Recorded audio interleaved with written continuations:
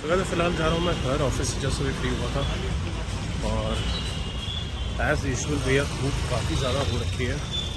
बारिश नहीं हो रही है 2 दिन से। होप सो ठीक रहेगा भैया, बारिश ना ही हो अब बेटर है। बहुत बारिश हो चुकी है भैया दिल्ली में ऑलरेडी। मतलब जिम जा रहे हो तो बारिश, ऑफिस से आ रहे हो तब बारिश। वैसे तो मैं रैपिडो कर लेता हूँ, बट आज मेट्रो से सोच रहा हूँ जाने का।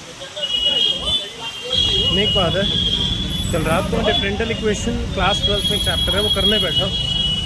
9.1 जो लोग 12th में उनको पता होगा, 9.1 तक तो हो गया, कुछ नहीं था उसमें। ऑर्डर और डिग्री निकालनी थी डेरिवेटिव्स की। सेकेंड एक्सरसाइज में you have to verify the equations. Like आपको जो है इक्वेशन दे रखी है, सामने इक्वेशन है जैसे y dash minus 2x is equal to 0, ये वेरीफाई कर दो। सो आई डिड वेरिफिकेशन और अभी भी एक्सरसाइज आधी पड़ी है, मैं आधी करके उठाना है। तो आप जो भी काम कर रहे हो ना, डू विद द डेडिकेशन, वही बेस्ट होता है। फिलहाल मुझे भूख भी बहुत ज़्यादा लगी है। सो गाइस एज यूजुअल वही कल वाला टाइम, लेकिन आज का डे थोड़ा सा मतलब ऐसा था कि जब मैं ऑफिस से आता हूँ ना,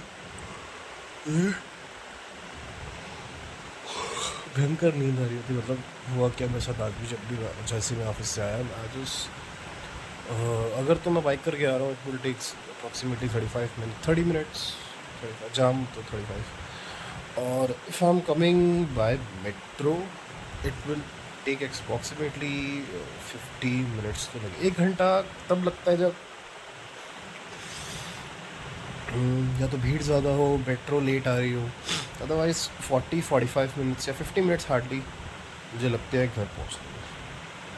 और आज जहाँ पे मेरा ऑफिस है वहाँ बारिश नहीं हुई, अदरवाइज़ आगे मेरे एरिया में बारिश हो रही थी। मैं भी देखूँ रजौरी गार्डन स्टेशन गीला क्यों पड़ा है। फिर थोड़ा नीचे देखा, पूरी रोड गीली पड़ी थी। तो हाँ, वहाँ तक बारिश हुई थी, उसके आगे ऑफिस वाले एरिया में बारिश नहीं हुई थी। भाई साहब एक बात है, जब आप अपनी जो है स्टडीज़ को छोड़ चुके हो एक तरह से, कि मतलब आई एम डूइंग बीटेक और कॉलेज में नहीं जाता, पर मैं जो है डायरेक्टली बस एग्ज़ाम्स वगैरह देने जाता हूँ। तो आप जब एक तरह से उस माहौल को जब छोड़ देते हो ना, वापस से एक लर्नर बनना, मतलब लर्नर इन द सेंस वापस से पढ़ाई करना थोड़ा सा कहते हैं डिफ़िकल्ट हो जाता है। पता है मेरे साथ क्या हो रहा है अभी? नेक्स्ट ईयर मेरा एक एग्ज़ाम है, वो मैं रिवील करूँगा कौन सा अभी नहीं, बट देयर इज़ एग्ज़ाम और उसकी मैं तैयारी कर रहा हूँ। भैया 12th का एक चैप्टर आया, डिफरेंशियल इक्वेशन। हाँ, मैंने दोपहर को भी यही बात बताई थी। उस चैप्टर में कुछ इतना है नहीं वेरीफाई सब करना। तो भैया मैं सच बताऊँ, डिफ्रेंसिएशन में थोड़ा सा भूल चुका हूँ। मतलब एक क्वेश्चन में यूवी डिफ्रेंसिएशन लगी कि एक इक्वेशन थी x into sine x, x sine x, ऐसे करके कुछ था, मेरे को भी याद नहीं आ रहा वैसे। तो भैया मैंने कहा यार डब्बा खोल हो गया है तो फिर से मेरा, तो I need to go back. Differentiation is not a big topic, 1 घंटे का टॉपिक है पूरा। और इंटीग्रेशन भी अगर आप बेसिक लोगे तो that is also just like 1 घंटे से ज़्यादा नहीं, मतलब 2 घंटे अगर मैं एक दिन बैठूँ तो I can definitely make it clear. और उसके बाद में आगे, क्योंकि जब ये दोनों चीज़ें ना बेसिक है, इंटीग्रल्स कैलकुलस कुछ भी पढ़ लो आप, तो ये चीज़ें बेसिक होती है। हाँ, उसके बाद हुआ क्या, जस्ट केम बैक और घर पे आया तो ये बात रह गई थी ना, खाना वगैरह खाया। तो मेरी आदत है, या तो मैं यहाँ सोफ़े पे, मतलब ऐसे सीधा सोफ़े पे सो गया। सोफ़े पे सोने के 2 चीज़ें होती हैं। पहली बात, आपकी नींद अनकंफर्टेबल रहती है, मतलब आपको उठने में दिक्कत नहीं होगी। मतलब if you want to wake up ना, आपको प्रॉब्लम नहीं होगी उठने में, आप उठ जाओगे। आपको ये होगा यार नींद तो वैसे भी नहीं आई थी। और दूसरी बात ये है कि मेरे जैसा बंदा, मेरा क्योंकि पूरा शरीर एकदम फिट आता है, एकदम भी नहीं आता, पैर मेरे बाहर जाते हैं तो ये होता है कि आप पासा नहीं पलट सकते, मतलब साइड चेंज नहीं कर सकते, तो रेजर से साथ वही। तो आज मैं आया तो मैं आज बेड पे जाके लेट गया, कुछ देर बाहर लेटा रहा, 20 मिनट बाहर नींद आई, अंदर गया, अभी देखा 10 मिनट है, फिर लेट गया।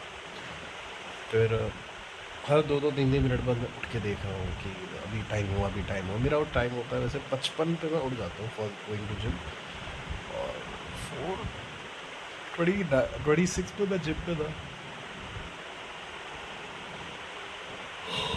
लेकिन शोल्डर का वर्कआउट तो मेरा हो जाता है लगभग 6 बजे तक पूरा, प्रॉब्लम नहीं, मतलब टाइम लेता है। उसके बाद forearm takes around something 30-35 minutes, अब थोड़ा एक्सटेंड फिर हो गया। फोर आर्म में मेरे टोटल 4 सेट्स होते हैं, मैं बताऊंगा एक बार हाउ, क्योंकि काफ़ी लोग पूछते हैं कि यार भैया टम्बल ऐसे डगमगा देता है, हमारा रॉड सही से नहीं संभलती, अब 100 किलो का अगर हम बेंच पे वेट उठा रहे हैं तो वो संभल नहीं रहा हमसे। तो देखो एक छोटी सी चीज़ है, अपने फोर आर्म पे अगर आपको चाहिए ना आपकी स्क्वाट इंक्रीज़ हो जाए तो अपने काफ्स पे ध्यान दो। अगर आपको चाहिए आपकी बेंच प्रेस इंक्रीज़ हो जाए, डेडलिफ्ट पे पकड़ एकदम तगड़ी हो जाए, चलो वो ना भी हो, वो सेकंड पॉइंट आता है, तभी मैंने बेंच प्रेस को पहले रखा, डंबल्स को पहले रखा। तो उसके लिए एक सिंपल चीज़ आपको करनी है, you have to gain your forearm size. अपने फोर आर्म के साइज़ को यदि आप गेन नहीं करेंगे, आप उस पर वर्क नहीं करेंगे, that will make a trouble for you. आप चाहे आपकी चेस्ट बहुत अच्छी बन जाए, कुछ भी बन जाए, if you are a bodybuilder you don't need to pick so much of weight, you just have to do reps and अपनी डाइट्स पे ध्यान देना। लेकिन अगर आप बहुत ज़्यादा भार उठाना चाहते हैं तो आपको काम भी उस चीज़ के लिए करना पड़े। मैं हमेशा एक एग्जांपल देता हूँ, अगर आपको 100 किलो की रस्सी या 100 किलो का कुछ माल खींचना और रस्सी 20 किलो की है, 20 किलो बाहर से होगी, रस्सी टूट जाएगी। Same with the four arms, अगर आपको चाहिए आपके हाथ में 100 किलो का भार आना चाहिए तो आपकी ये रस्सी मजबूत होनी चाहिए। So that's all for today. We'll meet you tomorrow. And today is day 35.